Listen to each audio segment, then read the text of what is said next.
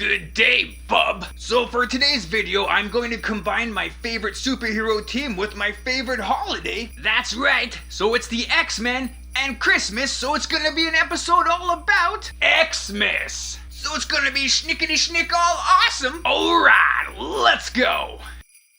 So we start off at the X Mansion, where the X-Men are slowly getting ready for Christmas. Or, well, I guess Xmas, for them. So, Rogue, Cyclops, and Jubilee are having a great time decorating the tree, singing Christmas carols. Jean Grey and Gambit are culinary fighting in the kitchen as to who the better cook is. And Beast is brewing up some non-alcoholic beverages in his lab, because as we all know, non-alcoholic beverages are just so much fun. But regardless, everybody's having fun, right? Like, that's the name of the game. Well, everybody except for Logan, the Wolverine. Surprise, surprise, the guy hates Christmas. He's got no time for no lovey-dovey fluffy stuff like that. It's just another day to him. So Storm and Jubilee know how to cheer up a Christmas-hating grumpy old man. They take him Christmas shopping on Christmas Eve in downtown New York, no less. And they actually got him to go, which is really insane. They even had fun with skating at Rockefeller Place. And well, I guess Wolvie being a Canadian, he should know how to skate, eh? But Wolverine's wish for some action came true, as there is an ambulance out of control. It crashes on the rink, and turns out it was stolen by two of the Morlocks. You know the Morlocks, right? They're mutants, but they live in the sewers, and are shunned even more from society as the regular X-Men are. So as we find out, there is a young Morlock named Leech, and he is really super sick. So the two Morlocks, Ape and Anna Lee, were just trying to get medical supplies to help Leech out. He was kicked out of the hospital and they really had no other choice. So Storm, who is the leader of the Morlocks, has no choice but to help out, right? And so off to the festive, wonderful Christmas sewers we go. Wolverine, having field medical experience, gives Leech the whole look over, and then he realizes that he is too weak to transport. His pulse is really fading, and Leech is just going downhill, well, I guess medically speaking, which is not good. Jubilee has the idea of Wolverine giving Leech a blood transfusion, so Wolverine's healing factor can hopefully transfer over to Leech. Wolverine is totally reluctant to this idea because he's tried this before many times in his past and it's barely ever worked. The fact that he was like a false hope trying to help somebody out with a blood transfusion and it didn't turn out just absolutely guts him. But he gives it a try anyway, right?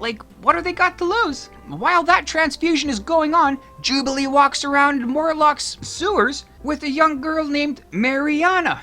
And Jubilee is in total awe of these people. They live in the sewers for one, they have basically nothing, they struggle to make it to the next day, but they're happy and hopeful and they're full of love and generosity. The whole time, she was so focused on her Christmas that she never really focused on anybody else's. So her eyes and her heart are wide open to all this. Suddenly, the Christmas miracle happened! Wolverine's blood transfusion worked!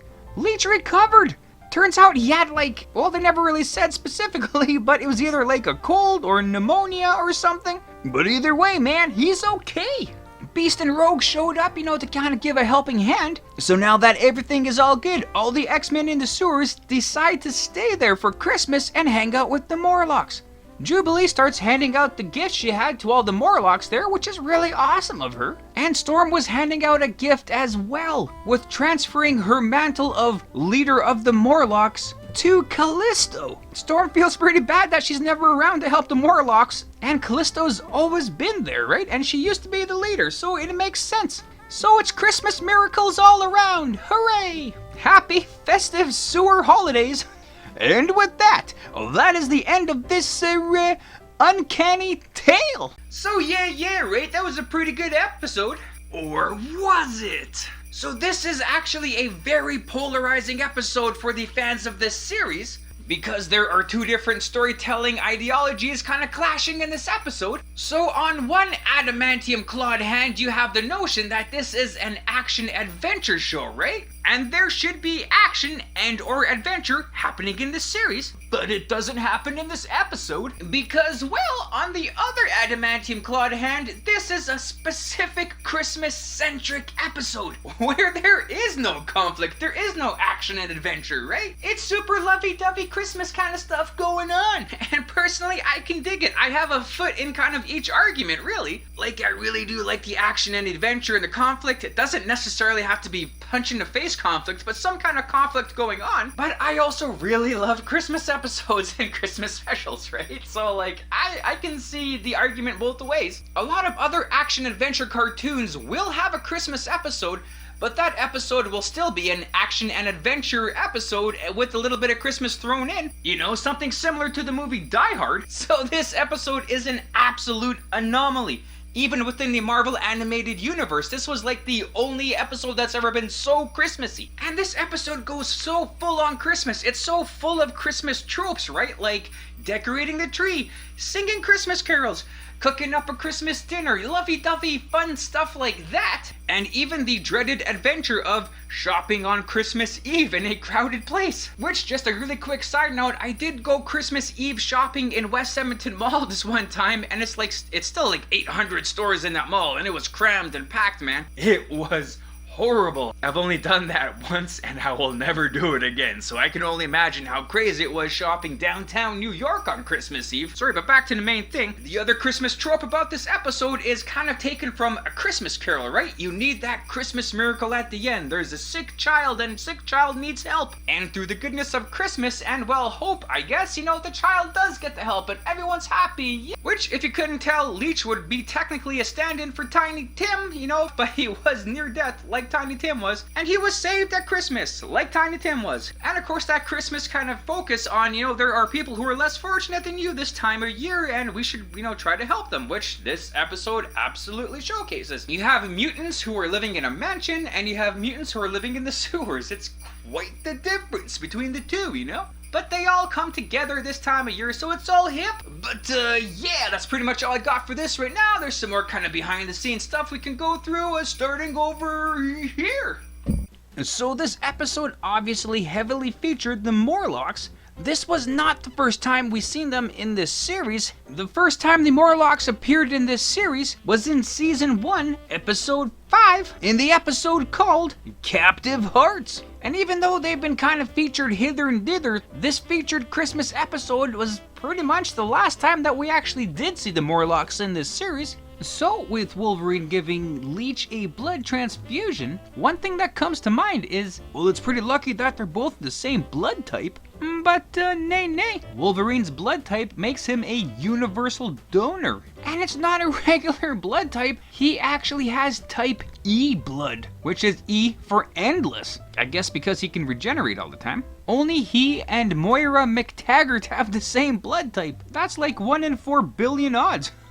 Although that is more of a revelation from the recent kind of comics in 2020 and would have happened long after this episode was made. In Wolverine #1, it was just assumed, I guess, he was type O blood before.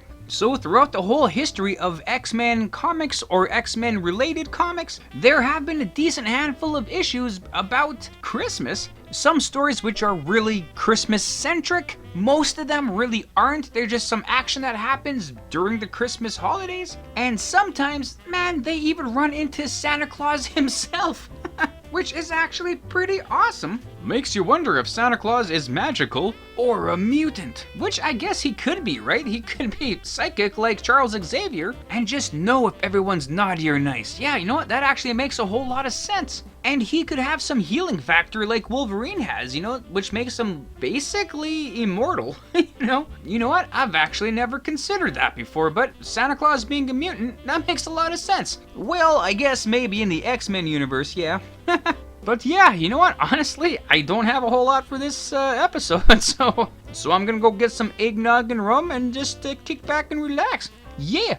So with this, that, those, and the other things, I guess that's that. Right on, and there you go. So thanks for watching the video. I hope you liked it as much as I did making it. Also, feel free to check out the source material that I featured in this video. And if you want to leave a comment on anything you may have liked or things I might have missed in this, feel free to do so. Or anything else, just to say hi. That's cool too. And other than that, have a great day. Thanks.